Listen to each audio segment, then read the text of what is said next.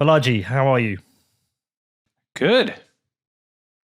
Good to see you again, man. And Glenn, welcome to the show. It's somebody I've wanted to talk to for quite some time.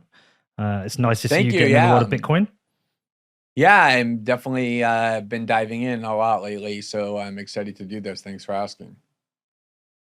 Well, look, this is going to be an interesting conversation because one of the things I've been struggling as a podcaster with is trying to find the truth at the moment. Can't trust mainstream media. Not sure how much fact checking goes on with the independents who've been growing. There's a handful of people I do trust. Glenn, you're one of them.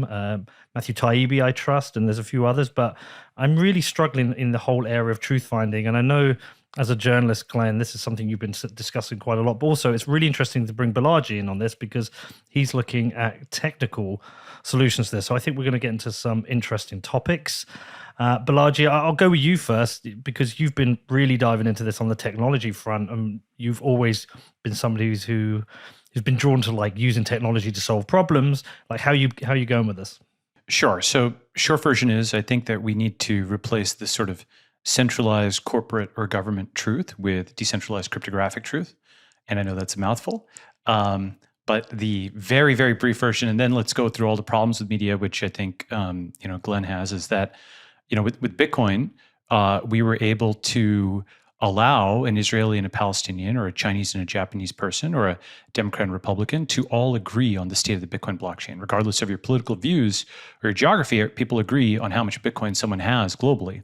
And that's this huge triumph because, $1 trillion, forget, like $1 million, that's the kind of thing that people will fight over and disagree on. And now there's no dispute on who owns what BTC. And so that's actually like this decentralized truth. And the thing is that once you develop consensus algorithms that can get people to agree on like like a number, like how much BTC someone has, you can actually extend them to other kinds of property. And that's a whole, like Web3, crypto, whatever space, right? And then you can, the less obvious thing is you can extend that even further to say, what device recorded this temperature in Kansas on this date, or what hospital uploaded this medical record at this time, or what was the price of this house, or what crime was reported.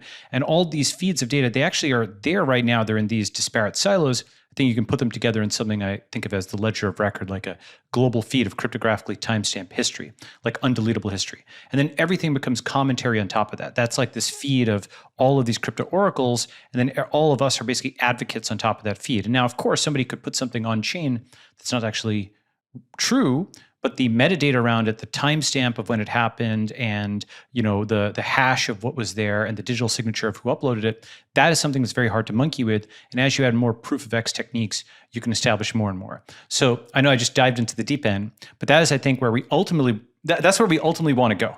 Okay, which is basically a more robust feed of truth rather than the assertions of some corporation or government, something where anybody can dig in and diligence the raw data as low as they want to go. And we're already kind of moving towards this. Like a lot of media is effectively just commentary on Twitter, right?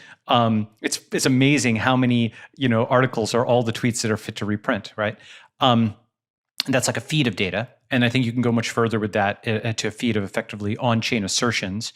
And then everybody becomes a reporter, everybody becomes a journalist, every device becomes a reporter. So that's where I think we want to go. And I know that's a technical solution, but there's tons of problems. So why don't we talk about the problems, Glenn? I'm sure you have a take on that. I think the trajectory of Bitcoin in terms of how it emerged in not just the discourse, but in the world, and the perception it created has been somewhat of a problem for drawing more people into the discussion for a long time. The perception, if not the reality, was that it was basically a libertarian currency and that the interest in it would be due to either a desire to invest in some new investment interest, or just as a different way of organizing the world economy and currency. And that excluded a lot of people for a lot of reasons, in part because it was attached to this libertarian ideology, which people on both the left and the right are sometimes alienated by. It also seemed kind of elusive in terms of grasping the macroeconomic implications. Not very many people, I think, are well steeped in even the political implications, let alone the economic ones, of how currency is organized. And I think the more cultural and political potential of Bitcoin as a technology, the kind of thing that Balaji just highlighted, is something people only recently are thinking about. And I know for me, if it were just kind of a investment vehicle or, some macroeconomic instrument, I probably wouldn't be interested in it. What has interested me and is interesting me more and more is the potential to decentralize everything. Because, even going back to the work I did with Edward Snowden, the ultimate mission of that cause was a free internet. It wasn't so much preservation of the right to privacy, that was obviously a subsidiary aim, but it was really an attempt to restore the idea that the internet is supposed to be this free, emancipatory technology, which by necessity means it's not subject to centralized corporate and state control. And then obviously the last 2 or 3 years has elevated a certain cause even further, which is the extreme and escalating, always escalating, censorship by big tech of political discourse over the internet, which is also a threat to that same cause. And so to the extent Bitcoin can be a kind of bulwark against that, it becomes very interesting, not just to me, but to a lot of people who previously weren't interested in it, precisely because the problems with corporate journalism, we could obviously spend a lot of time talking about those, they're endless. I think a solution that has emerged that's exciting is the emergence of this new independent media ecosystem. The problem is it is dependent upon the same centralized structure and power dynamic and technology. You look at Joe Rogan, for example, there's a vulnerability he has that he depends upon Spotify, which can zap him off the platform at any moment. Even these alternative platforms designed to be a kind of check against those pressures, like Rumble or Substack, Callin, some of these other platforms that are waving this banner of free speech in a way that I find persuasive, also at the end of the day are vulnerable to Amazon, Google, Apple capitulating to the kind of pressure that was placed on them when they destroyed Parler at the moment that Parler was the single most downloaded app in the United States, more than Instagram, TikTok, Facebook, every other app. And so I view this growing threat to a free discourse, a free internet, as the most serious threat we face. And to the extent Bitcoin is a technological solution, which I'm not completely convinced of, but I'm very interested in, that's why I've devoted a lot more attention to it and why I think a lot more people are being drawn in. Okay, so just to try and summarize what I think you're saying is that you're interested in the idea that something that like Bitcoin is a flag that decentralization is possible. It is possible to actually create something that is unstoppable. That's the kind of what's interested you less so than the economic side of Bitcoin. I mean, I have become more well-versed in the potential to liberate the world from the dollar as this hegemonic currency and the impact that can have on things that I have spent a lot of time working on, like imperialism and militarism and the like, and the connection between those two are things that are becoming more visible to me. So I don't want to say that I'm uninterested in that side of it either. That part is interesting to me, but I kind of see it as what I used to look at as the emergence of encryption a decade ago. During the Snowden era, that was the big promise was, encryption will solve these problems. The hacker community is going to develop code and tools to build a wall between the state or non-state actors and the individual to prevent surveillance and monitoring. And one of the things we reported with the Snowden technology was a lot of that had huge holes in it, and a lot of that had been breached in ways people never knew. And there's a lot of reporting since. So that's the question I still have about Bitcoin, is whether that will happen here as well. But yeah, I mean, that's definitely my interest level. It's kind of multi-pronged now. Okay, so just for context for you and any other listeners, myself as a Bitcoiner, I'm mainly interested in Bitcoin as a check and balance against the state rather than as something that leads to the destruction of the state. And I know a number of listeners sometimes get upset with that because they believe that the state is ultimately evil and that we need to move beyond democracy. Democracy has failed. But I'm not one of those people. I'm one of those people who wants to strengthen democracy. And I believe that Bitcoin is one of the tools that can do that. Balaji, Sure. Hey, I Damon. maybe give some reactions to that. So, Yeah. one thing I think, Glenn, is I think the ideals support the economics, and the economics support the ideals, in the sense that there's a lot of things where one is something that's morally strong but without a business model, or a business model but it doesn't have moral strength. Both of those are failed in different ways. But this, I think, has both, and even more importantly, it has absolute truth on its side.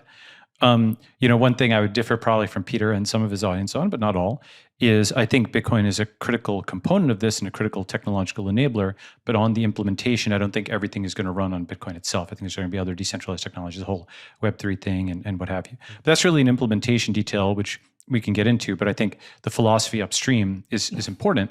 And I think maybe we can concentrate on that. I mean, one thing I think that'd be helpful, Glenn, or you tell me if you like this idea, is that you and I, in some ways, I feel have sort of converged onto a similar set of premises from different starting places. Where, for example, on the order of 10 years ago, probably, and you correct me if I'm wrong, I would have been much more. I would have thought that Google and Facebook would have maintained a degree of neutrality that they had prior to 2013. When there was a time, if you remember, that it would be considered unthinkable for them to censor someone on the basis of speech. Like Twitter called itself, the free speech wing of the free speech party. There was a time when it really was kind of a censorship-free internet. And so at that time, I was like, the tech companies are relatively well-intentioned and they're more on the side of freedom than the establishment. And probably you at that time looked at media companies as actually being, relatively, maybe somewhat biased, but not totally in the tank for the regime. And I think over the last 10 years, we've seen, you realize media has kind of failed, and I've realized that the centralized tech companies have failed, and we've come to the same place. Shoot at that. Tell me if I'm wrong or right on that. Certainly one of my longstanding critiques of the corporate press in the United States, go back to the Cold War, it's not anything new, is this extreme deference to the U.S. security state. The Time magazine under Henry Luce, the New York Times under the Sulzberger family, one of their main functions was doing propaganda for the CIA. There'd be some Cyrus Sulzberger was an asset or something like that, right? For sure. I mean, he was. Yeah. I mean, whether you say he's like an asset in a technical sense or not, that was functionally what they did, which is why they became part of the establishment. So the CIA would engineer a coup, in some previously left-wing country and install a right-wing dictator, and the New York Times or Time magazine would describe it as a revolution against a corrupt communist regime and the emergence of democracy, or, that they would always be the reverse of whatever the reality was that the CIA needed to sustain support for it. And then you go ahead. Yeah, well, then you go into the world. And I think when you would go to the war on terror, and that became even more extreme, where this patriotic ethos emerged even more strongly in the media. So this has been a longstanding critique of mine. In part, it's the reason why I entered journalism when I was practicing law in 2005, was because of this perception of this extreme subservience of the media to the government, or really kind of a merger. But I think it just worsened exponentially in the last 5 years with the arrival of Donald Trump and the perception that most of them genuinely have that Trump is this kind of unprecedented threat to all things decent, and that their primary function is no longer to be objective or truth-telling, but to use journalism as a weapon to undermine this political movement. That obviously has radically transformed and I think exacerbated all of the pre-existing problems in media. Yeah, and what's interesting is I actually look at it as so if you pull the camera back further, right? And you may agree with this, may not, but I do think of social media as being like American glasnost and cryptocurrency as American perestroika, in the sense that in the 80s, when Gorbachev opened up the Soviet Union, glasnost people could speak more freely, and perestroika, they could have more free markets. And social media and cryptocurrency are like freer speech and freer markets to an extent that, just like in the USSR, the USA and the West cannot handle that degree of freedom. That is to say, that level of freedom in the Soviet Union rattled the cage a little too much in a society that had gone from having padlocks on the photocopiers, just got broken apart in basically about less than a decade or so, right? And I think that the US was able to tolerate a higher degree of free speech and free markets. Like it had different, cable news shows, and, it had, obviously it had capitalism and different people trading. It had less control over speech and markets in the USSR, but it can't handle the degree to which social media and cryptocurrency have expanded things. And the cryptocurrency story is only really kind of just beginning. I think we have another 10 years of massive disruption with that, just like what social media did. If you think about it, when the Social Network movie came out, it was in 2010. And at that time, yes, the Arab Spring had happened and so on, but that wasn't actually even mentioned in the movie. In the 2010 movie, The Social Network, and like politics was completely absent from that movie, which is actually insane. From today's vantage point, going back in time and rewatching it, you're like, it's essentially the story of like a college social network where people are poking each other and so on.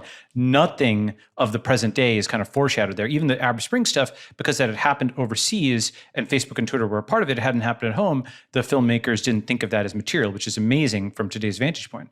And I think in the same way, cryptocurrency for the first 10 years has been dismissed as a fad or a bubble or this or that. A lot of the same words that were used on social media. And, or the internet generally. Remember, Paul Krugman famously said the internet's going to be like the fax machine, or that's right. He says the same about Bitcoin. He says the same about Bitcoin. Yeah. The modern U.S. establishment, I think, can only react in one of two ways: either A, apathy, or B, panic. Right? Either they're dismissive because it's unimportant and it's never going to get anywhere. Lol, tech bro, whatever. Right? Or, oh my God, it's the end of democracy. Oh, we're all going to die, blah, blah, blah, right? And so the negativity is constant, but at first they're negative because it can never be important. And then they're negative because it is too important. And that just flips like that. Okay.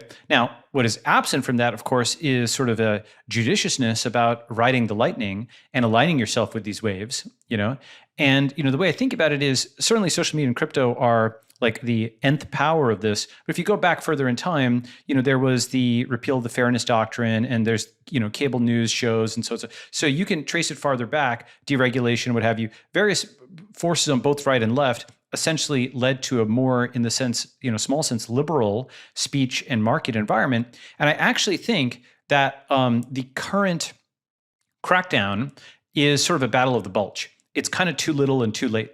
They only really started it after 3 billion people got social media, and there's all these smartphones out there, and encryption is out there, and so on and so forth. And, one of the most important things in my view is, after January 2021, I was sort of holding my breath to see what was going to happen, because you had like unified control of government, and people were, the Parler thing had just happened and so on. And I kind of thought we might be in for a wave of just mass censorship and disappearing of, all kinds of accounts, all kinds of apps. And then, once you chew through one group of people, then, the moderate conservatives, and then the, like the dissident liberals. And so like everybody just gets disappeared. Like I kind of thought that might happen. Okay. There's a possibility given the energy last January. That didn't happen. And I think it's a really interesting thing that it didn't, because this government, just like the previous government, is like an ADD, Starbucks caffeinated, like sugar rush government where they have no attention span beyond what's on Twitter that day. Everything is like that now, including the state itself. And so because of that, they don't actually even have the attention span to prosecute a determined campaign of censorship of regime enemies, just like Trump didn't have the attention span to actually be the fascist that everybody said he was going to be, right? Everybody, the entire US government, it's all ADD, it's all actors, right? That doesn't mean that the threat of censorship isn't important. I think it is. But we're fortunate that these guys are, for the most part, chaotic evil rather than lawful evil. They're not organized enough to go and blot folks out. Now, who is organized enough? The Chinese Communist Party.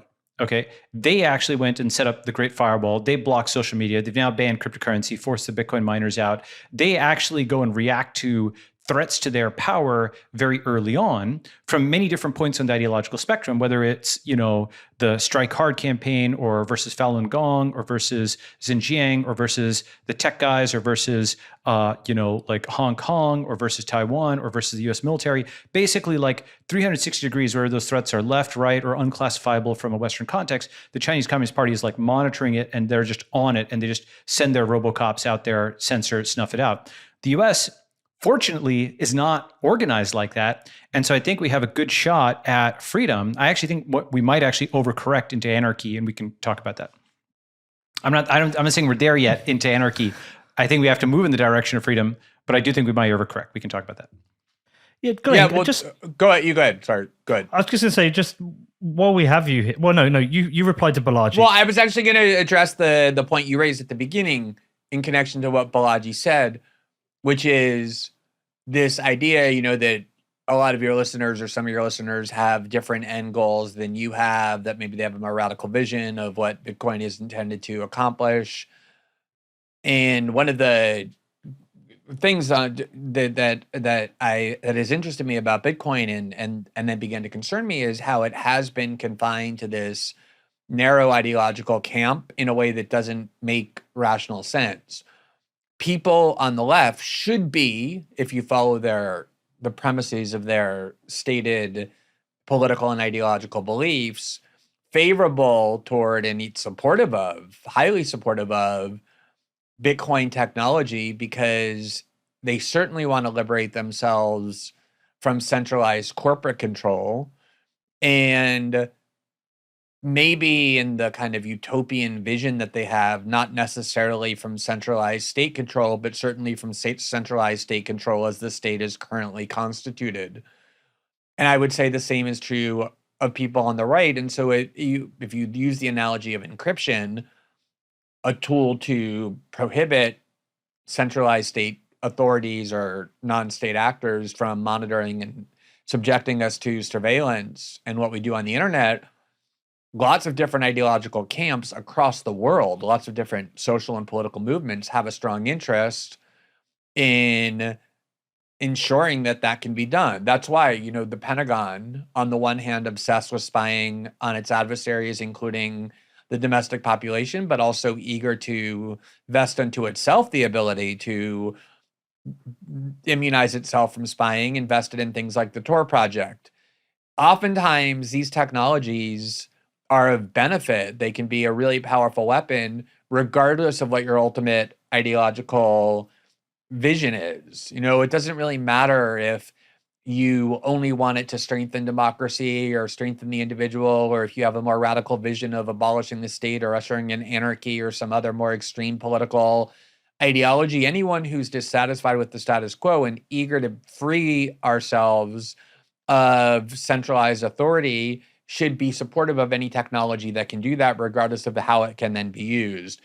And I think, the other point I would make, the one that Balaji said, I do agree that there's no systemic discipline in the United States or the West more broadly to impose the kinds of censorship and control they wish they could. I saw this interview. There was this really interesting part of Candace Owens' recent interview with Trump, where she was, I forget exactly the context, but disparaging the Chinese. I think the way the Chinese are treating their students or schools, and Trump, essentially said, "What do you mean, China? They do everything better than we do." It was like the authoritarian's admiration for how efficient they are, and his frustration that the United States is incapable of that level of harsh, just efficacy in doing what they want to do. Sometimes, though, this kind of flailing, arbitrary censorship or other forms of repression can be quite dangerous as well. And I know, Balaji, you weren't intending to downplay it. So I agree with you. It's not systemic. That does create an opening. But I also do think that the kind of flailing attempt to be repressive can be quite menacing. And what I ultimately want to do with this Bitcoin discourse is try and bring as many people in as possible and to talk about it in a way that ceases to alienate particular ideological camps who, for whatever reasons, have been trained quite effectively to be hostile to a technology that could actually empower them. Yeah, that's a really great point. One of the things I've tried to do is speak to as many people as possible. But what you were saying originally, it made me think of something one of my friends, Parker Lewis. He's been on the show a bunch of times. But he has this thing he said, liberals are going to love Bitcoin when they figure out what it can do for lower income families, but Democrats will hate it. And conservatives will love Bitcoin when they figure out what it can do for the budget deficit, but Republicans will hate it. And I think the point he's trying to make is that Bitcoin is a tool that can serve anyone. The people it's really a threat to is the political elite, whether it's left or right. And therefore, it really shouldn't become an issue that divides us as people, like everyone can benefit. That's why Hillary Clinton, I think the most interesting thing is Hillary Clinton has gone on a rampage against Bitcoin in the last 9 months, because whatever you want to say about her, she's not dumb. She's quite educated, informed, and smart. And she sees the threat Bitcoin poses to the prevailing global order that she loves. And then Trump himself actually also, recently said very similar, he's invoking very similar reasoning, that Bitcoin was dangerous because it can subvert the hegemony of the American dollar. So I think you see the actual guardians of status quo power recognizing before its opponents the threat that Bitcoin poses. Elizabeth Warren's the same. She's been attacking on Bitcoin as well. But there are some kind of movements that of certain politicians support it. Ted Cruz has recently come out in support of it. Actually, most of Texas supports Bitcoin, but that kind of makes sense, really. I was with Governor Abbott a couple of months ago, and he was seeing the job creation with Bitcoin mining in Texas. So it's not a universal hate across the political spectrum, but it definitely has more support within the Republican Party than it does within the Democrat Party. Well, one thing I want to say, by the way, on this is basically actually 3 or 4 comments. I just pasted in a link there where, so Glenn, to your point, it isn't just Trump who, was basically like Jack Goldsmith, a couple of years ago had this article in The Atlantic, internet speech will never go back to normal in the debate over freedom versus control of the global network. China was largely correct and the US was wrong. And the New York Times also had this article, free speech is killing us, noxious language online is causing real world violence. What can you do about it? Now, of course, my one-liner on that is, it is true when the New York Times writes free speech is killing us. It is true because it is killing them. Yeah. When they say our democracy, they mean our in the possessive sense, like the New York Times is democracy, right? So the thing is that they were pro free speech when it was controlled. They equated, quote, free speech with freedom of the press, meaning freedom of media corporations to do whatever they wanted. And you could go and yell on your street corner, but you lack the distribution.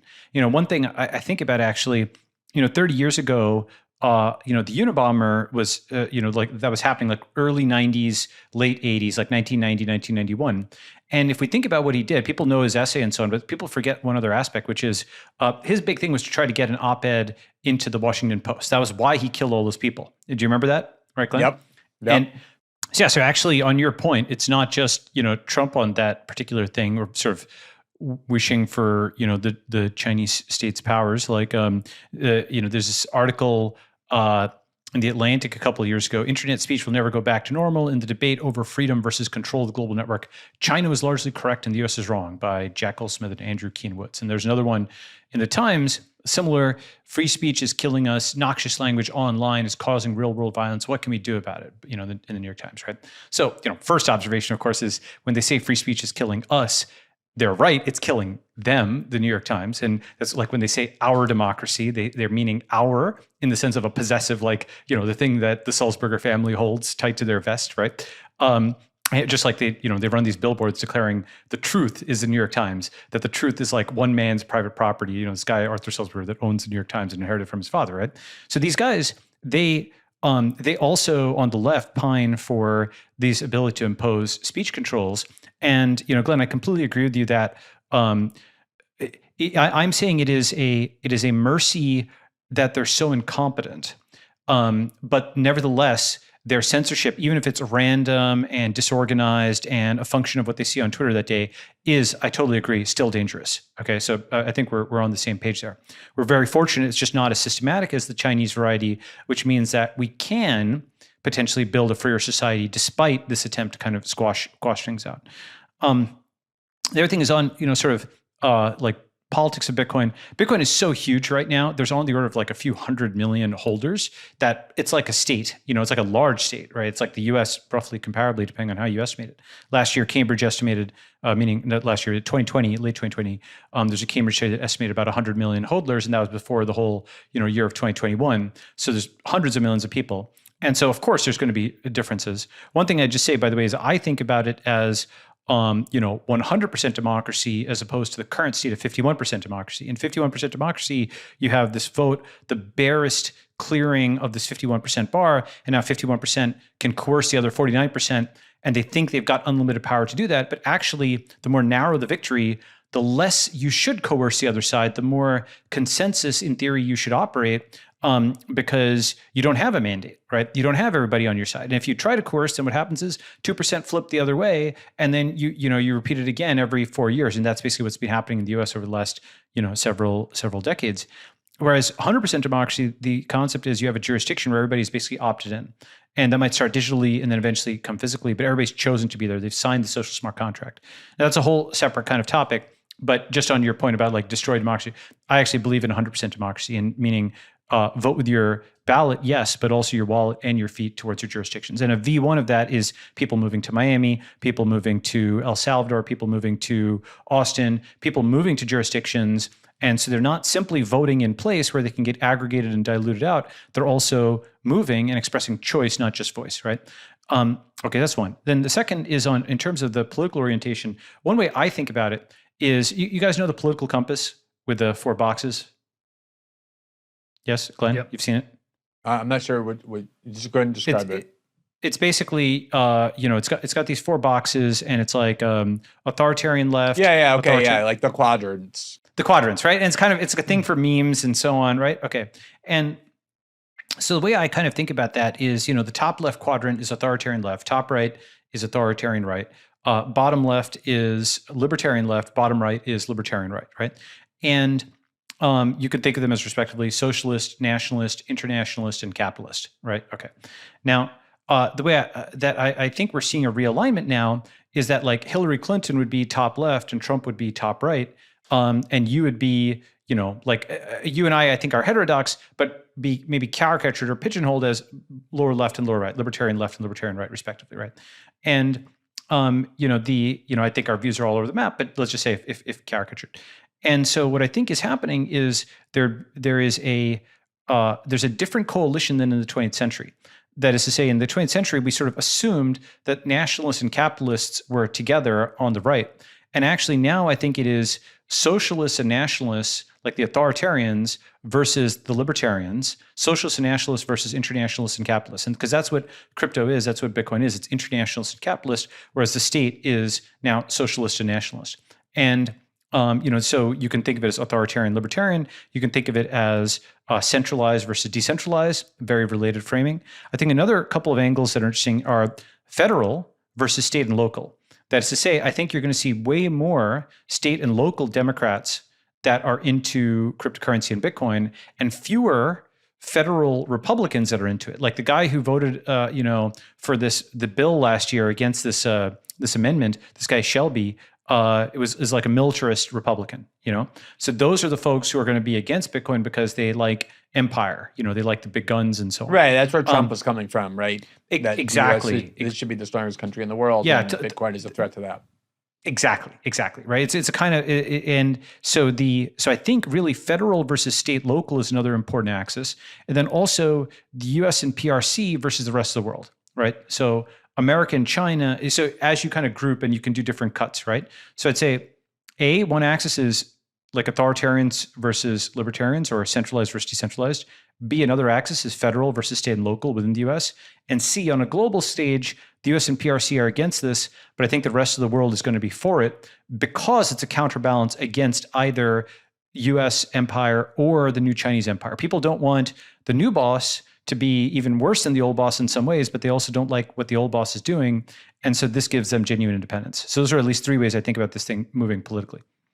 Yeah, I think, I think I think the authoritarian libertarian dichotomy is stronger than ever. I think the left versus right is probably more confused and jumbled and weaker than ever, which I think is a good thing. I think the defining division politically, certainly in the West, maybe even the world more broadly, is between people who continue to believe not just in the current order of institutional authority, but institutional authority in general, versus people who believe in the primacy of the individual, either as a theory or an ideology, or because they just believe that global institutions of authority are so corrupted and so menacing that subverting them is the primary goal. To me, that defines where you fall on the political spectrum much more compellingly than these kind of old left-right categories, which are still relevant, but not nearly as much so, in part because they're pretty ill-defined at this point. I'm always interested whenever I'm talking to people who are enthusiasts of Bitcoin to hear the responses to what to me are not just the most common, but compelling critiques. And I just want to ask about two in particular. One that comes from, I would say that comes from the left, that's part of the left-wing resistance to it, which is that in reality, it's really just kind of a replica of a new form of oligarchy. There were these small numbers of early investors. Like now there's, as you were saying, hundreds of millions, but I don't know what the percentages are. I've seen like 90% of Bitcoin wealth in the hands of like, a tiny number of people. And therefore driving up the price of Bitcoin by talking it up has at least one primary effect, is to create an entire new oligarchy of people who are these early investors who are invested in it very early, who have large quantities of it with just a small number of people, and that Bitcoin will just reinforce the inequality it claims it's attempting to combat. And then I think on the other side, a more pragmatic concern, one I share, which is what is the reason that centers of power, which excel in nothing more than preserving their own power, will be incapable of dismantling this technology as a threat, either because it's becoming more and more centralized. People use things like Coinbase, which doesn't really provide a lot of anonymity, which gives the government kind of a clean target to go after, or breaking it down technologically the way that was done with encryption, or at the end of the day, if none of that works, just brute force, outlawing it, making it a crime to use Bitcoin. What gives you the comfort or the confidence that it won't be destroyed using some combination of those tactics? So on the the new boss same as the old boss aspect of the oligarchy. So first is the US dollar and Bitcoin holdings, those people, those are almost, I shouldn't say disjoint sets, but they're very different groups. The kind of person who's an early investor in Bitcoin is typically not somebody who's very powerful in the existing US establishment. They're people who are alienated from the system in some way. They believe that the Fed has, been bailing things out and so on and so forth. So at a minimum, just from a math standpoint, when you actually have two hierarchies, you've actually reduced inequality because you've made a bunch of new people rich and you've actually made a bunch of the existing people less rich. So just right there, I could show that mathematically or whatever, but essentially Bitcoin is a gigantic redistribution of wealth. Yes, to a new group of people, but because it's a new group of people, you've actually globally reduced inequality. But not necessarily more equitably. Like it's a redistribution, and it would kind of be like you take away the billions of dollars that billionaires have, and instead of distributing it to everyone, you just give it to a new group of 1,000 people, and now you've created a new group of 1,000 billionaires. And I understand your point. Sure.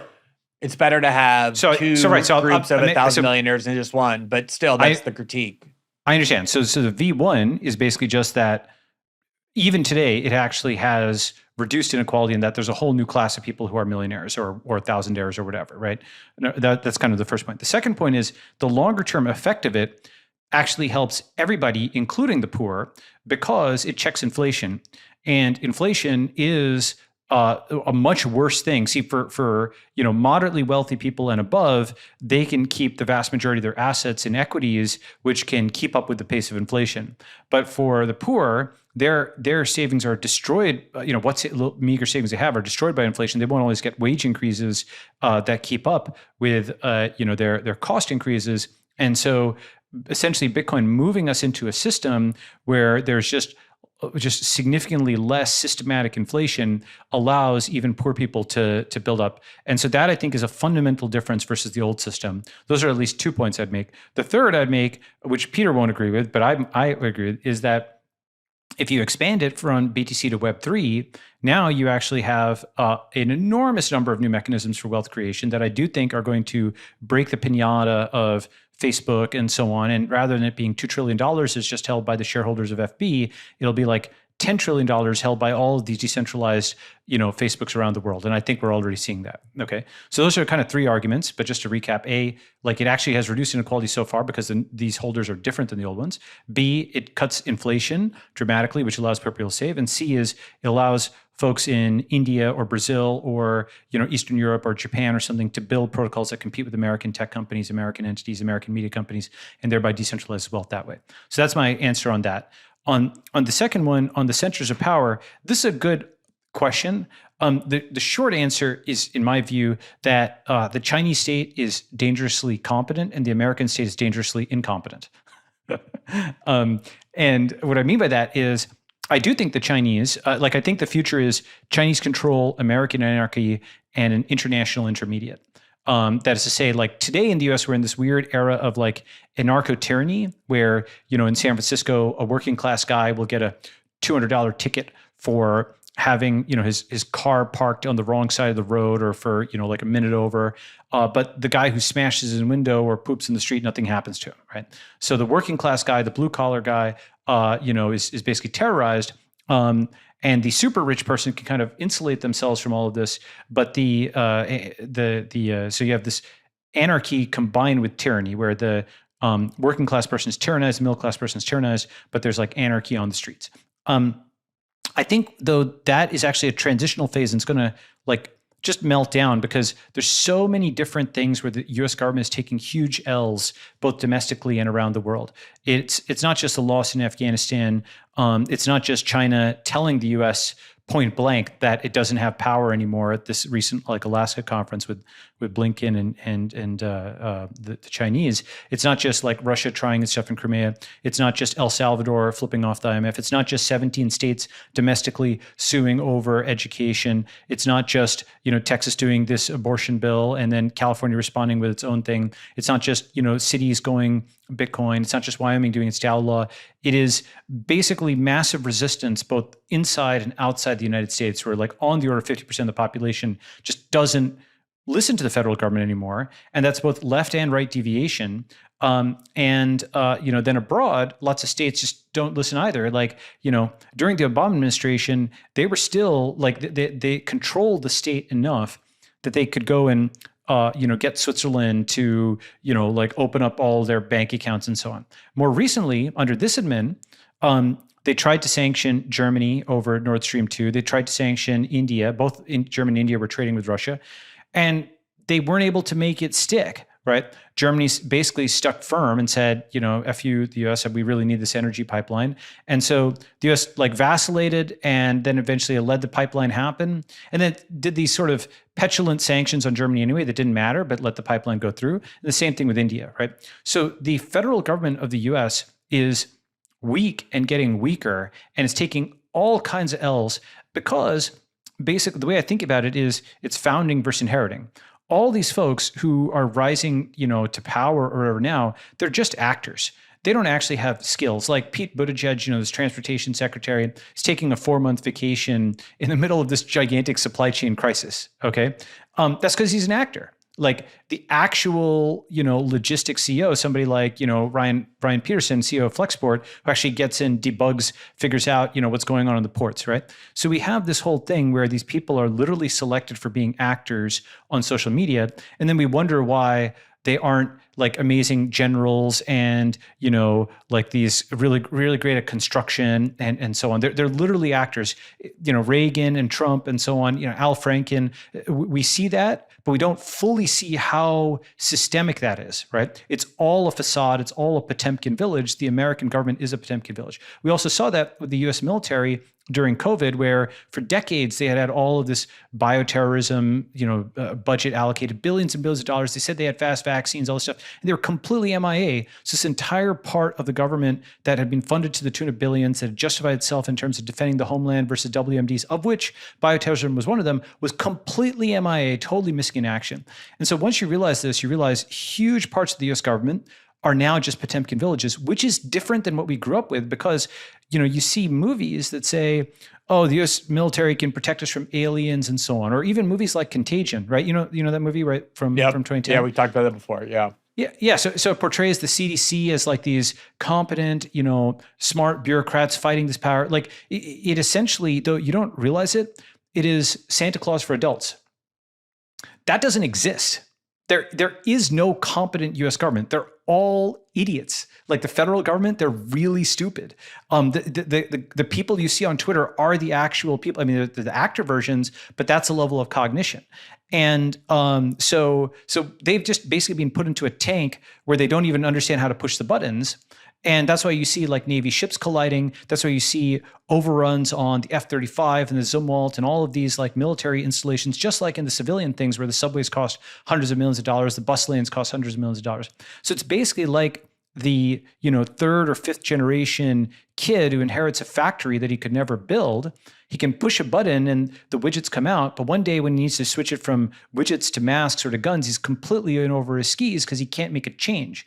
And that's a fundamental thing. This establishment cannot handle the change of the internet. So what they're trying to do is jam it back into the box, right? Push it back into the garage, use what powers they have, right? But even there, they're too ADD to like truly do that. And they kind of lost a lot of energy after 2021 and they didn't push it all the way. Now the backlash has come enough and the BTC and Web3 and so on have grown enough that I don't think they're going to be able to do it. So that's my model for your second question, which is why they couldn't do it. They want to, but they lack the competency to do it. All the builders are out. Which is encouraging, right? I mean, and I think, going back to that Pete Buttigieg example, I found that also a vivid window into a lot of what's going on because in general, the idea that the person who's nominally in charge of the supply chain would take 4 months off to go take care of a baby to which he didn't give birth in the middle of a supply chain crisis would be something that would just be inherently objectionable given the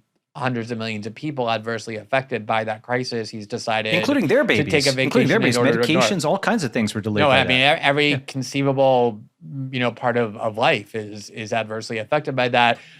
And yet, the one ideology to which American elites do maintain allegiance is woke ideology, which holds that, for example, questioning whether Pete Buttigieg, someone who's not a woman who gave birth to an infant, who therefore needs to care for the infant physiologically, but as an adoptive father, should be treated on equal terms and given 4 months of a paternity leave to go take care of an infant that doesn't actually rely upon him physically when he has this incredibly important position he's assumed because of his social media stardom, is something that can't even be questioned because it's the fulfillment of the only actual ideology that remains vibrant among these elites, which is this, diversity, inclusion, equality, equity, woke ideology, which is in obvious conflict with a lot of the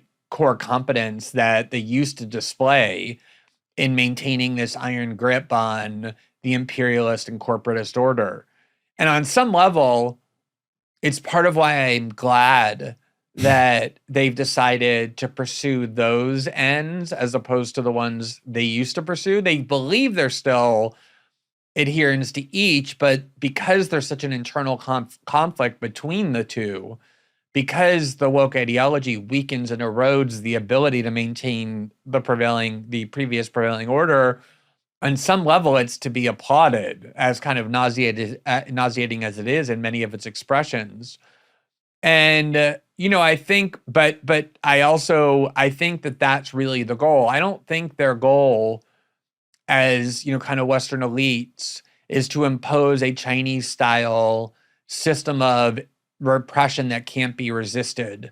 They daydream about it sometimes. Yeah, but I think, but I think it's propaganda as opposed to brute force. That is their instrument of choice. Absolutely. And that can be, Chomsky has talked a lot about this using Orwell. Orwell wrote about this a lot as well, that, co-opting minds is a more powerful way of control and censorship and repression than using iron bars and cages, because it doesn't provoke as much resistance because people aren't aware they're being controlled. It's like what Rosa Luxemburg said, that he who does not move does not notice his chains, right? So if you convince people that their captivity is freedom, they'll fight back against it a lot less than if they know they're being brute repressed. And, that propaganda is still very strong. And I think, what we're really seeing, and this is part of that centralized control, and this is what worries me more than, I don't think they're going to stomp out every attempt to create a Rumble or a Parler, or have a Joe Rogan here, or, some dissident there. I think the idea more so is to create as closed of a system as possible where propaganda persuades people that they're free as opposed to obedient by redefining all of these words like disinformation and hate speech and misinformation to mean anything that deviates from neoliberal hegemony or woke ideology. And therefore, people believe it's necessary, not just justified, but necessary to censor it, to repress it, to put people in prison who are adherents to it, because it's not just a different way of looking at the world, but something criminalized. And I agree with you. There was less formal legalistic repression after January 6th than there could have been. But the mindset of watching, all of the people who participated in that January 6th protest that turned into a riot, being sent to prison for 3 and 4 and 5 years after being held in solitary confinement for over a year, even ones who didn't use any violence at all, and watching pretty much the entire establishment applaud it, is the kind of chilling effect that propaganda can have, by just constantly calling it an insurrection, which implies that there's this criminal movement amongst us that needs these more extreme and radical means in order to control and repress it. That, I think, is the bigger threat than thinking that American elites are finally going to stumble into the ability to, impose a Chinese-style efficiency. Yeah, I was just going to say there's similar propaganda that's being used against Bitcoin itself, specifically on the energy side of things, whereby if you actually measure the energy usage by Bitcoin and how much is from renewables, it actually is negligible compared to other parts of the economy, but it's used to demonize Bitcoin, and more so on the left. Can you talk about that a little bit? Because, now it's negligible. I think the argument is if your vision is fulfilled, Peter and Balaji's vision of Bitcoin is fulfilled, it's going to be a lot less negligible, that there will be enormous amounts of mining necessary to sustain this currency grounded in some actual thing in the world. So let me speak to this, because I think actually sometimes there's situations where you have to kind of put the ball on the 100-yard line rather than the 0-yard line and just start from a different set of premises, right? And so the short version is what Bitcoin does is it's a global system of property rights, right? It protects now more than $1 trillion, may eventually be $10 trillion. It's the thing that every government will probably eventually want to have in its coffers, just like gold was the constraint. The ungovernable governor of governments. Actually, I was talking to Breedlove about this actually the other day. And Rob Breedlove, he's another podcaster. So if gold is this thing that's standing above states, if digital gold is this thing that's standing above states, and it's guarding the property rights of literally billions of people, that is something you're going to want an energy budget for. That's a legitimate thing, and it's cheaper than tanks and planes and missiles and police and so on and so forth. So number one is it's a security budget where we're securing things in a different way. Actually, Balaji, it's also more energy efficient than the military industrial complex. Right. Okay. So that gets the second thing. The other thing is also that I'm certainly in favor of energy efficiency, but there's a curve you should look at called the Henry Adams curve. Okay. And it shows that basically if you change, there's this great book called Where's My Flying Car? Okay. It just got reissued by Stripe Press. Really worth reading. 10 of 10. It's extremely well written. I found it great. It has lots of cites and stuff, citations. So one of the things about it's got this great curve called the Henry Adams curve. And essentially it shows that energy production was rising continuously up until about 1970 when it kind of flatlined out. And the thing about that is that's around the time that people started to get scared of nuclear power, scared of all this other stuff. And we've kind of been routed into rabbit holes of massive windmill farms and solar. And I'm not saying those things don't have their role, but nuclear energy is finally back on the menu. And in fact, again, you may not know about this, but China is absolutely vertical in terms of its nuclear installation. It's been building tons of nuclear power plants. It, as a country, is back on the Henry Adams curve. And so what I think Bitcoin is doing, and you're actually seeing this in Wyoming, you're seeing this in El Salvador, you're seeing this in other places, it's actually incentivizing the build out of massive scalable nuclear energy and other clean energy generation at scale. And the thing is, what that does is it reframes it. It is not saying generate dirty power. It's also not saying generate, do degrowth or abolish industrialized economy or, energy consumption is bad. It's saying energy production is good and we're going to produce a ton more of it because it's actually not a scarce thing and we're going to go nuclear and we're actually going to do that. So that's, I think, the reframe on it is that Bitcoin gives the decentralized incentive for massive scalable clean energy production. We're already seeing this happen. And as opposed to what the Chinese are doing. I think the reason why I think that's interesting is because I do think there's this, I don't want to overstate it, but sure, a kind of emerging regret on the left, or at least recognition that the opposition to nuclear power was a mistake, which almost you have to acknowledge if your argument is that there has never been a threat as severe, not even close, as climate catastrophe caused by fossil fuels. The opportunity to have developed and relied upon an alternative 30 and 40 years ago that the left marched against around the world in order to stop and prevent, you'd have to say that that was a mistake. Exactly. And I think also if it's fully understood that building power plants is an alternative to building missiles, right? That's to say, Bitcoin really does reduce violence in the system. That is like the fundamental thing where unless that's actually like because it displaces the American dollar. Is that the argument? The primary argument? Not just a dollar. It is a way to store money on a blockchain where it's secured. Let me put it like this, okay? Let's say you have a gold brick in your room, okay? Ultimately, the only way you can secure that is with sufficient number of guns to hold off attackers who are coming to come and grab it, right? Whether those guns are yours or the police's or the military's, like the border around the country, that pile of gold is only secured by the physical force that you can deploy, right? If some bad guy wants to take it, yeah? Yep. But Bitcoin is not like that. If you have, a private key, that cryptocurrency is now in the cloud, and people may not even know that like a Venezuelan government going after somebody may not even know that that person has it because it's invisible. It won't be seen in a metal detector. It is basically wealth that people can save in where a government cannot actually apply force to that person to get it. Or even a robber, it's much harder for them to do so.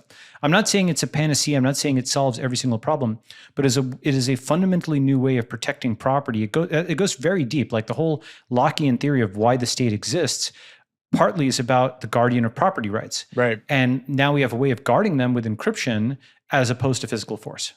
I just wanted to throw in a couple of things on your other two questions or points, Glenn. So some of the statistics relating to Bitcoin distribution, some of the report on that has been misleading. Sometimes what they'll do is they'll use something like a Coinbase address. Oh yeah, that's right. a big pool of Bitcoin capital, when really that's representative of maybe hundreds of thousands, maybe even millions of Bitcoin holders, but they're custodying it with Bitcoin rather than taking it to its own wallet. And I'd also love to dig out. There are articles out there showing that over time, Bitcoin distribution is actually increasing. But you do make a fair point on, what do these new large holders of Bitcoin do? What will they do in the future if they're, we've got people who are holding billions of dollars in Bitcoin. Michael Saylor has managed to build up a Bitcoin war chest. What happens when that's tens of billions, maybe hundreds of billions? And some of them we don't know who they are, right? They're Bitcoin billionaires out there whose identity is unknown and therefore whose intentions are unknown. Yeah, and it is a fair question, and the truth is we don't know. But one of the experiences I've had being in the Bitcoin community and doing this work is that there is this kind of ideological view that this is a group of people who wants to make the world better, and it's a very generous community. There is lots of money redistributed. For example, Bitcoin relies on open source developers, so a lot of people, Balaji probably included myself, we take part of our Bitcoin and we donate that towards these projects, and I see a lot of money being donated towards projects, but we really don't know. We really don't know. But what we do know is that the redistribution is happening. And at a time where I think what we've seen with especially during the COVID era, with the increase in the money supply, that has actually created further wealth inequality. We know during a time of Bitcoin, that's reduced wealth inequality. But it's a fair question. And the second thing, in terms of destroying or the state banning Bitcoin, there's some interesting points to that. I mean, if the US government was to completely outlaw ownership of Bitcoin, that would be devastating for the price of Bitcoin, but it would not destroy Bitcoin. What would happen is you would see the migration of certain people to places like El Salvador. It would be devastating on the price in the short term. But Bitcoin has gone through many tough times and challenges and always survived. But what I think is a more interesting point is the game theory around banning Bitcoin. A large number of the big companies in the US are Bitcoin companies. Sorry, a large number of the Bitcoin companies, certainly the most successful ones, are based in the US. A large amount of Bitcoin is held in the US. So by destroying Bitcoin or banning Bitcoin, what you would actually be doing is destroying parts of the economy, which would be super unpopular with people who hold Bitcoin, it'd be unpopular with companies. But also at the moment where Bitcoin is growing, and every 4 years we see this 10, 20 x increase in the value, I actually think it puts the US in an advantageous position over China. It makes the US a more wealthy country. So the game theory around banning it becomes more problematic for the US government as time goes on. And I personally think we've got to that point where we're very close to, it's almost, there's no logical reason for it to be banned apart from maybe a few elites within the political system who see it as a threat to them as individuals.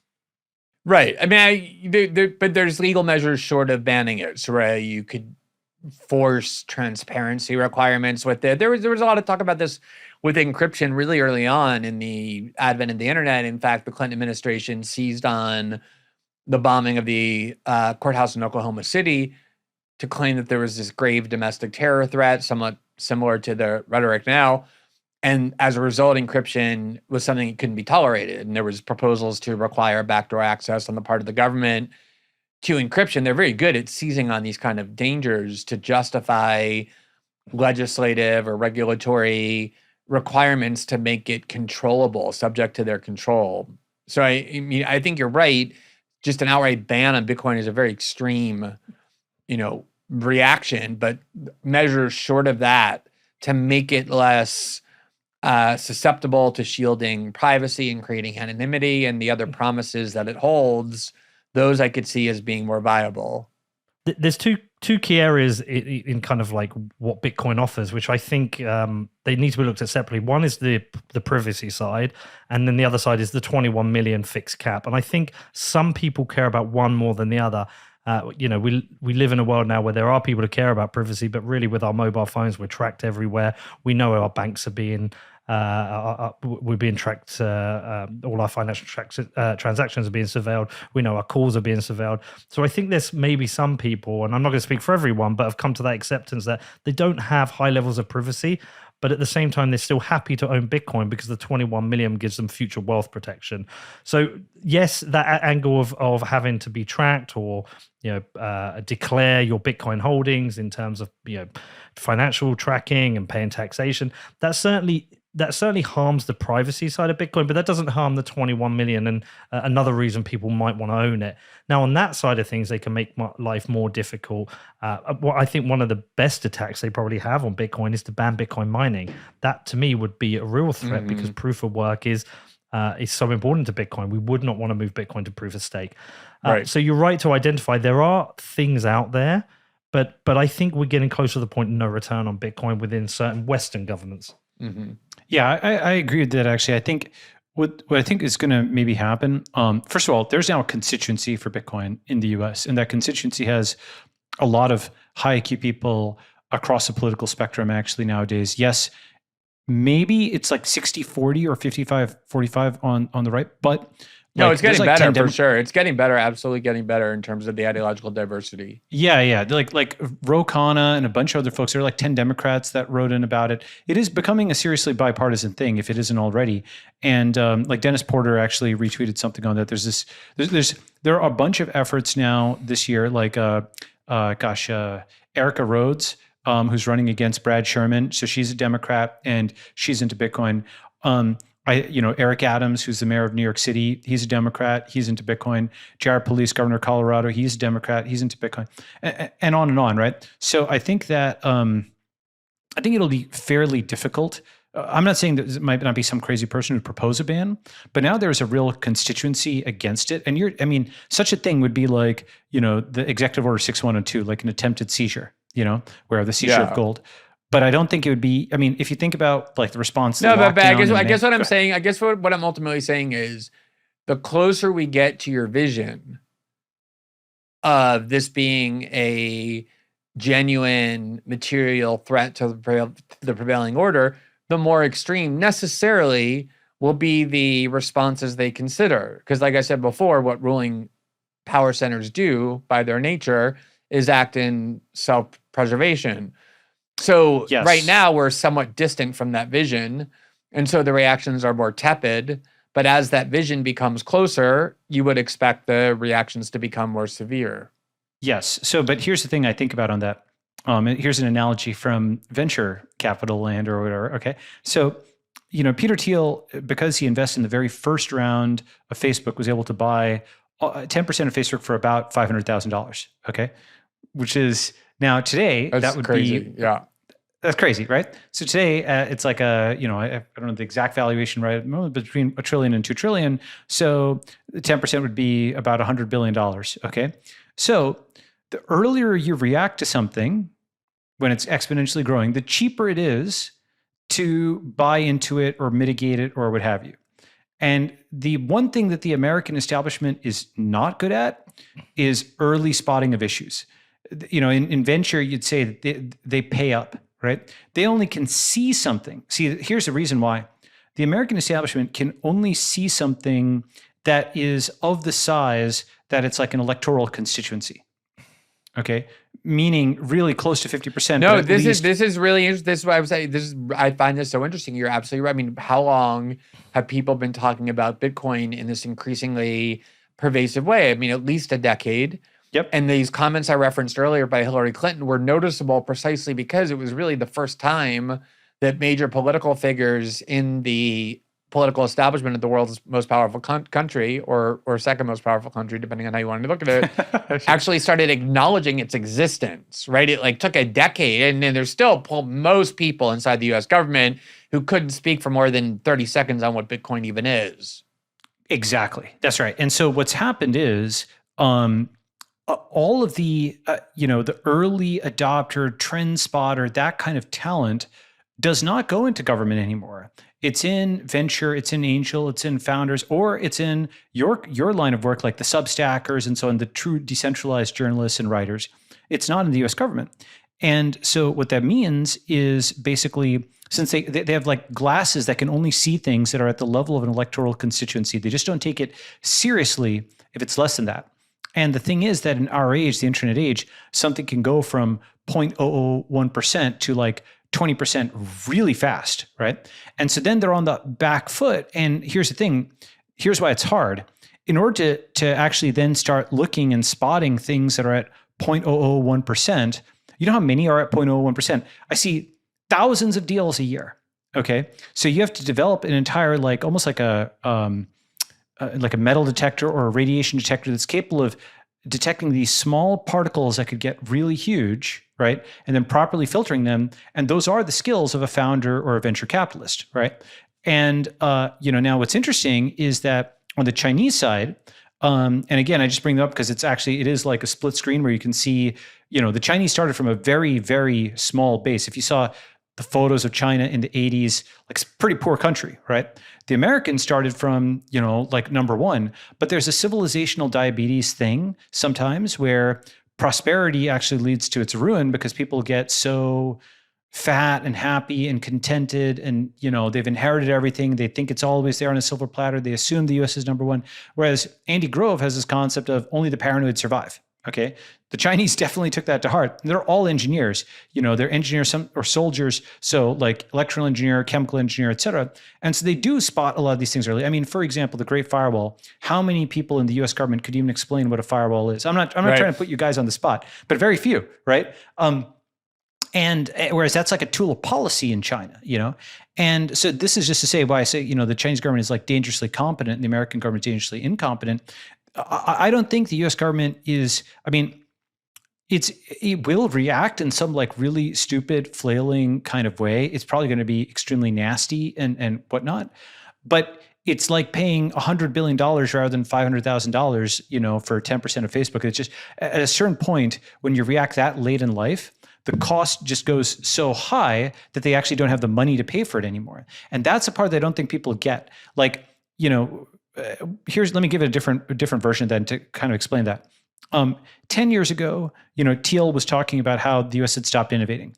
More recently, it's not just that the US can't innovate, it's having difficulty maintaining, for example, a $300 million bus lane in San Francisco, okay? Like $300 million for this stuff. You can see it. It's actually ludicrous. It's not even right or left. It's just like completely incompetent government. They can't paint stripes on the road without like 1,000 regulations or something. Subways are like this in New York as well. All kinds of infrastructures like this. The cost overruns are just astronomical. And at a certain point, it becomes something you cannot afford, because if you're really, really, really bad at allocating capital, it does not matter how rich you are. If you're spending, $10,000 on an orange juice, every day, it doesn't matter if you've got $10 million, you're soon going to run out of money. There was this like excellent Chinese propaganda messaging, whatever you want to call it, that really just, kind of put its finger on the essence of the matter when the US withdrew from Afghanistan and the Taliban just marched back in the next day as though nothing had ever happened, which is basically what in fact occurred. Nothing in Afghanistan, just kind of wasting $2 trillion, $2 trillion. All these people it was like a transfer of wealth. It had its purpose. People benefited from it. The military nothing to do with the stated purpose, right? Like nothing to do with like changing Afghanistan. And so it's just like incredible humiliation. I mean, like they just march right back in as though like they weren't the slightest bit bothered, with all the accompanying humiliations on the way out. And the Chinese said, you spent 20 million, the last 20 years spending $2 trillion in Afghanistan for absolutely nothing. Well, we spent $800 billion on high-speed railways that connected, the most remote peasant to Beijing and everything in between. And that is really a great metaphor for the past of each country. And, you see it now too. I mean, the US about to like involve itself, potentially in this insane proxy war with Russia and Ukraine, and pouring gigantic sums of money into training these hapless, or like extremist Ukrainian insurgency units. And again, it's just a transfer of wealth to a group of people that will change nothing besides that. And then everything else, and the incompetence there, I mean, the incompetence, again, comparing it to the stated goals, is a metaphor for how everything is taking place domestically. And I do think it's all falling apart, which I think is a compelling argument for why they're going to have a great deal of, because even brute force no longer really works. They can't even amass the force necessary any longer. As you said, you could be as the richest country in the world, but if you don't have the competence to allocate the money, no matter how much you throw at it, it really makes no difference. It's like burning the money. Exactly. And that's the thing, is the future of hard money is BTC and the future of hard power is CCP. And many people are not modeling either of those two, right? Some people are in denial about one or the other. Most people are not modeling both. Okay. And if you're modeling both, what it means is that the soft power propaganda state of NYT, and I put them as kind of at the zenith of it. Just as a side remark, by the way, one of my theses, I'd love to hear your view on this, Glenn, is that, the reason that, of the legacy power centers of the US, you have academia and you have Hollywood and you have DC and you have media, the Pentagon. The reason that the media became sort of the point of the spear against tech is it was the only thing in the establishment that had the 24/7 metabolism of tech. They say it takes like a year to get a paper out in academia. It takes multiple years to get a law out. It takes like a year to get a film out. But the news media had a 24-hour cycle, so they became like, sort of the most prominent part of the establishment. For example, you didn't see that many anti-tech films. You did see anti-tech books coming out of academia, but they were slow and they didn't really own the whole thing. It was really the press versus tech. Well, and also I think it's because like the media kind of commandeered the power of tech in order to empower themselves as a bulwark against it. I mean, The reason the New York Times is powerful now isn't because they distribute lots of physical papers to doorsteps. It's because the brand means that, hundreds of millions of people around the world listen to what they say over Facebook and Twitter and other, YouTube and other social media platforms. So in a lot of ways, they've been able to commandeer the power of tech and use it against tech as well. I want to talk about this for a second, actually, because I think this is like critically important. The 0th point I was going to make, and then I'll jump into the other one, is they're totally leveraged on soft power.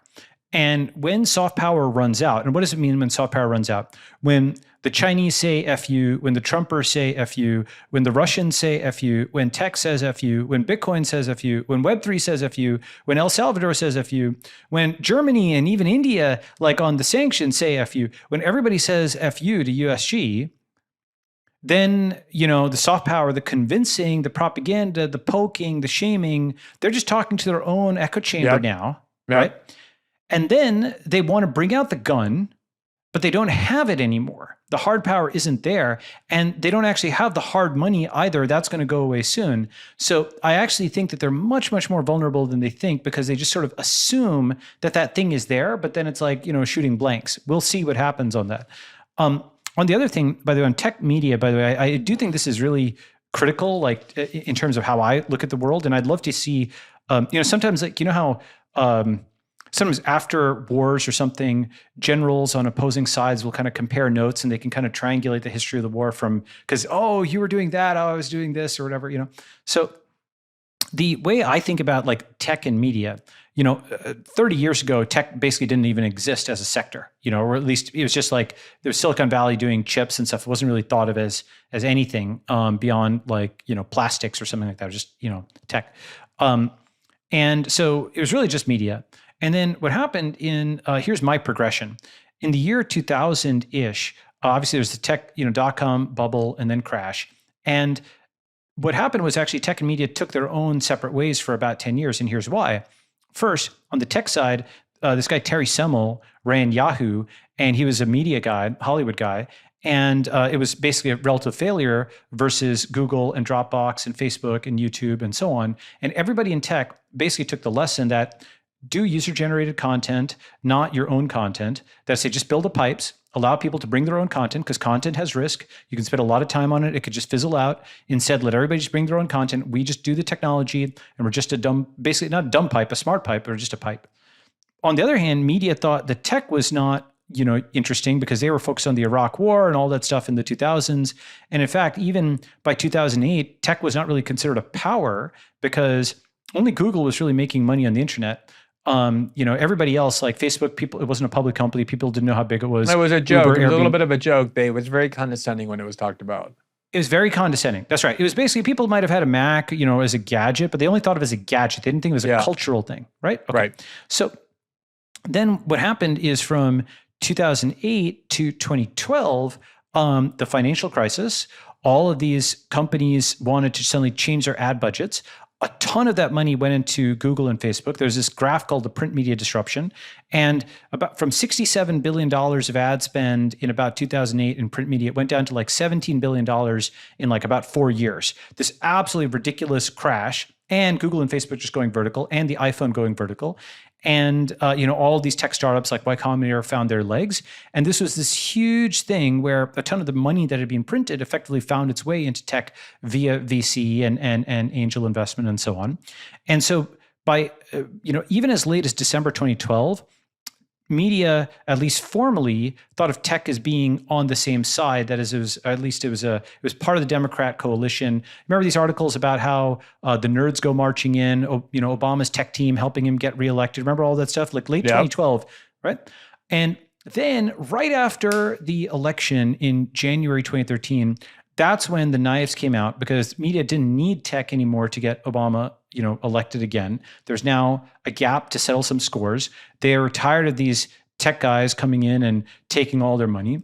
And so thus the big Techlash began, where media companies couldn't build search engines or social networks. But what they could do is write stories and shape narratives to paint all these tech guys as villains. Now, at the time, as I mentioned, like generals on the opposite sides, we were like, watching, the Snowden stuff, and we're like, why are you guys demonizing Google and so on over this? Google's a victim here at the time, because they did not want to, like the NSA was doing this stuff without their knowledge, right? And they were getting like hammered in the headlines. And if you remember, at the time, a bunch of the tech CEOs went and basically collectively confronted Obama about this. He tried to switch it to like a healthcare.gov conversation or something. They were all like, stop the spying, et cetera. So at that time, the nobles, so to speak, were able to, quote, resist the king, like the Magna Carta is a group of nobles versus the king, and they were trying to push it back.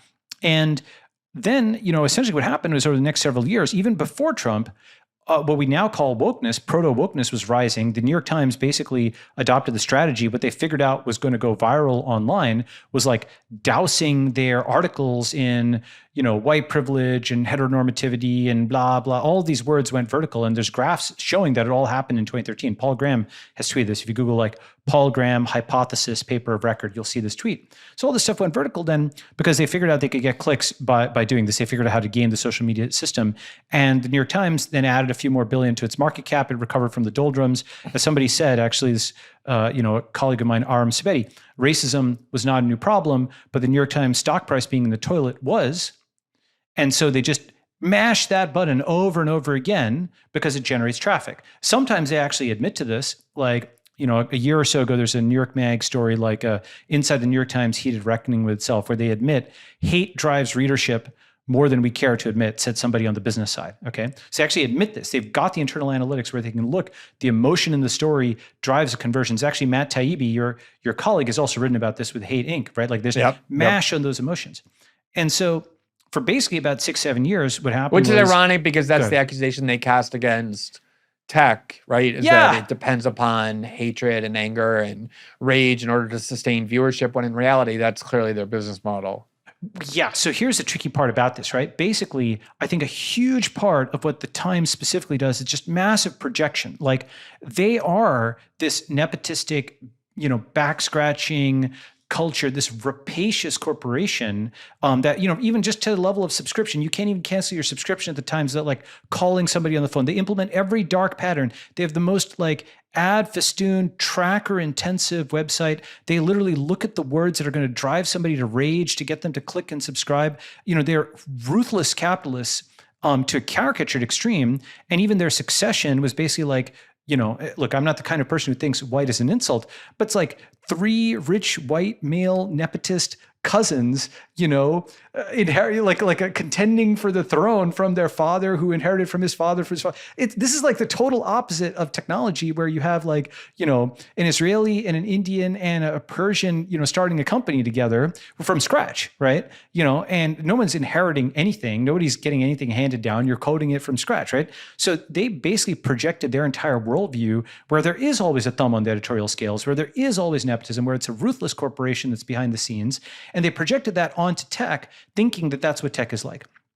Unfortunately, they they largely succeeded in corrupting it, because they managed to get all of these wokes to join tech. And actually here, I do put a lot of the blame on tech founders. And the reason is, the full stack is not just computer software and computer hardware. It's also the biological software and biological hardware in the sense of the ideas in people's heads and the position of their bodies, right? And so the moral stack we did not have.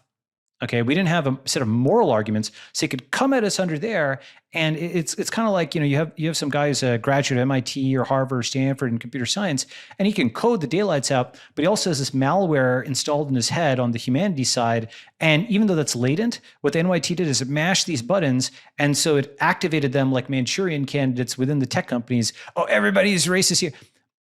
When these are like some of the most globally diverse firms in the world, right? And in fact, there's this website, Tech Journalism. Much more so than the people making the accusations. Exactly. That's right. Now, again, I'm not the kind of person who believes white is an insult, but they are, and they're like, no, but within that framework, they violate their own framework constantly, exactly. Right? That's right. That's right. So essentially now I think what's happened is post 2020, an important series. So for about 6 years, this Techlash was happening. And Travis Kalanick, he got Uber taken away from him, was decapitated. Like, by the way, on that, like the guy who did it made tons of money on a book advance. The venture capitalist who backstabbed Travis, his name was actually elided from all of the news reports. Okay. So this was something where the actually, unethical VC and the unethical journo combined against the founder. That's a story that actually hasn't been told. Okay. Which is a whole separate thing.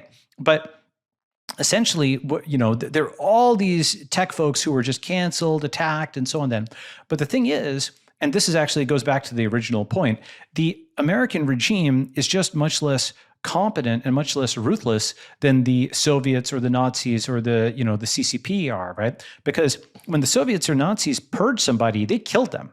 Okay, or jailed them. There's life, liberty, and or property was taken away.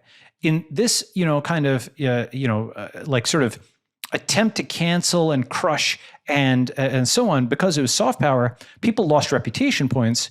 They certainly lost deals. They were financially harmed. I'm not going to say that it was a small thing. It was a big thing for many people. Many people's their careers were ruined, but many weren't. And because they weren't killed or jailed, they could eventually mount a comeback, and many of them have. And now they're completely outside the matrix because, when you go and blow up one person in Hollywood or one person in tech, they have 50 friends. And all of those friends have just seen this person getting denounced in the press in this completely unfair way by a group of media corporations that competed with these tech companies. And so they know it is at least partially economically motivated rather than this moral high horse.